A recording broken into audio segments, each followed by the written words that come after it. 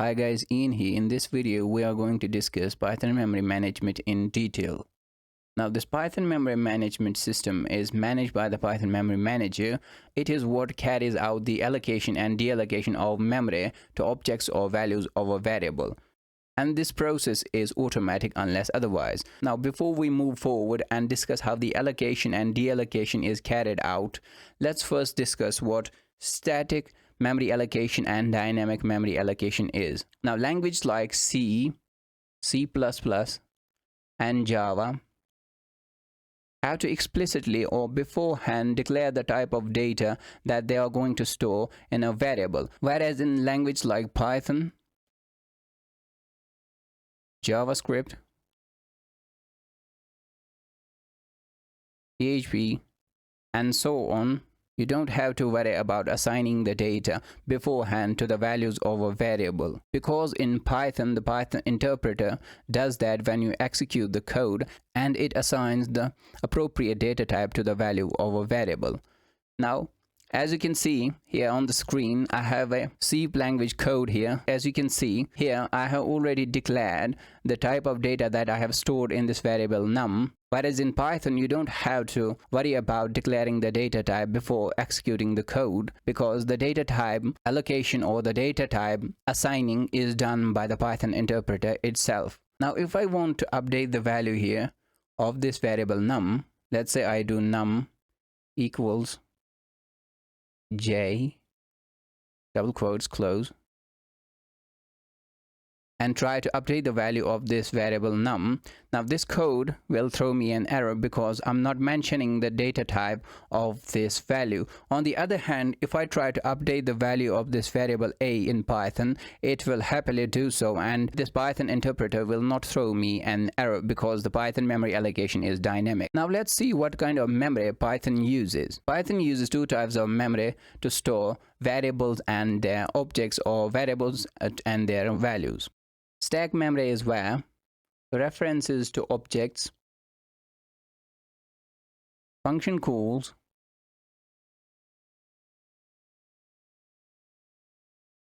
function parameters are stored.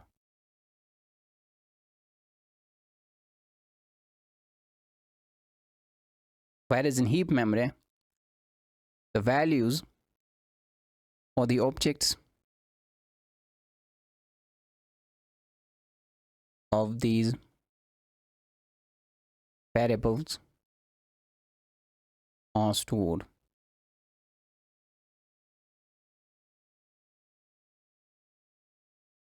Say I have a variable name with me. Now, its value Ian will be stored in the heap memory, and also its type will also be stored in the heap memory, and its reference count is also stored in the heap memory.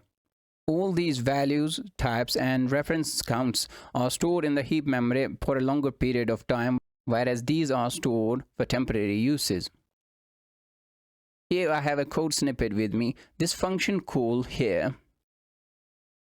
will be stored in the stack memory, and these parameters will also be stored in the stack memory, whereas these values 10 and 2 will be stored in the heap memory for longer usage.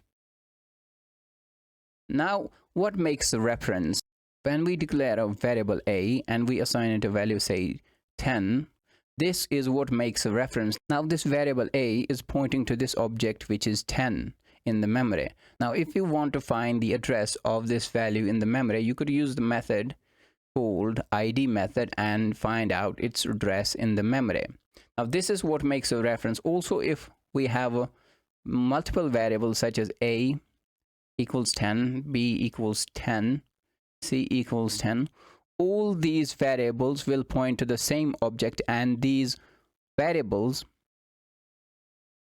will point to the same object, and they will share the address, which is the same address.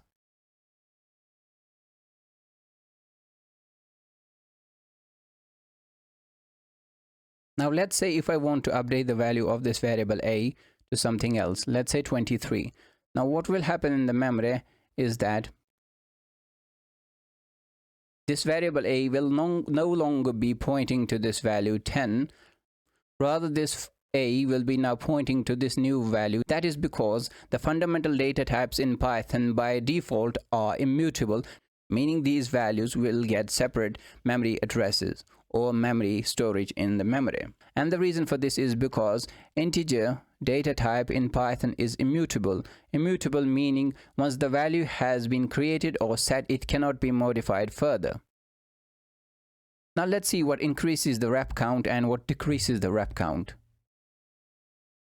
Well, when you assign a value to a variable, say a, now the reference count of this object has increased by 1. And if you declare multiple variables and assign in those variables, say 10, now the reference count has increased by 1 again and 1 again. So the total rep count here is 3. Now you could also say if you do d equals c, that further increases its count by 1, which is 4. On the other hand, what decreases the rep count of an object? Say I have a variable here with me x and I assign it a value of 33. If I update its value to something like en, not only have I changed the data type, but I have also changed the value of this x. Now this x will no longer point to this value 33, so the ref count will be decreased by 1 here.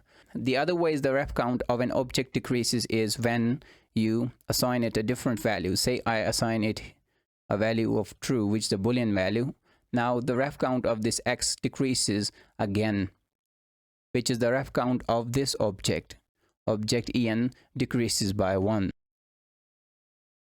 Now if I update the value of this x to none, which is a data type in Python, now this true object or true value loses its ref count by 1.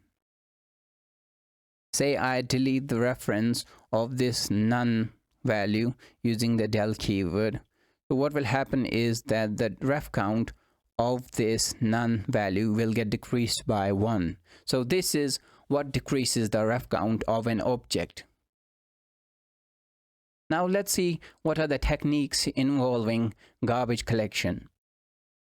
First technique that I have here is reference counting. Well, reference counting is the number of references to an object. Say I have a variable here a and I assign it a value of 10. Now this value 10 or this object could have multiple references pointing to it. As you can see here, there are 3 references to this same object or value. Now when the reference count of this object reaches 0, the garbage collector collects this object in the memory which has no references to it any longer. So this garbage collector collects it and frees the memory so that this freed memory can be used by other objects. Now what is the importance of this Python memory management? It helps us with the efficient memory usage.